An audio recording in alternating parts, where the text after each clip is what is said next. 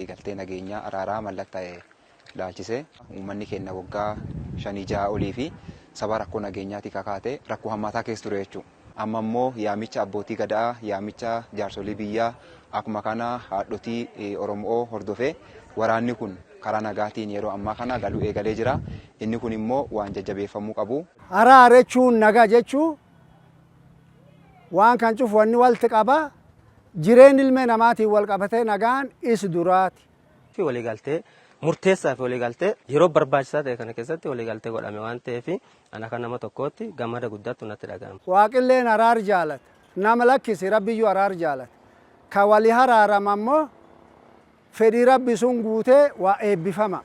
Ka duubatti hafanis qaama furmaata kana ta'uuf immoo hidhannoo isaanii hiikkatanii karaa nageenyaatiin dhufanii uummata kana rakkoo kana keessa bu'aa keessa haadha keenya daa'imman keenyaa fi rakkoo uummata keenya keessa kufe kana keessa gara rakkoo keessa ba'utti otoo dhufanii gaarii. Warri nagaa kan buuse harki caal galatooma ulfaadha jedha. Warroottan ammoo galanilleeni jaalleewwan isaan irra afanii raasa suni baduu jiran akki isaan galanii ilmaan Oromoo dhiig wal jissuun mal, ilmaan Oromoo wal ijjeesuun mal, ilmaan Oromoo waliin bo'uun mal waan ta'eef galtee misoomaaf nagaa akkisii waliin deemsifattuu jechi jenna gadhaama. Araaraaf halkaniif guyyaa dheebuun nu qabnu taa araaraati. Dheebuun guddoon nu qabnu addunyaa tan gubbaatti namni laf bulchuu jiru Oromoo waan taateef kaduu jiru Oromoo waan taateef nu akka malee araara barbaanna dheebuu guddoo qabna. Halkanii guyyaa wanni nu barbaannetti hin jedhu araara.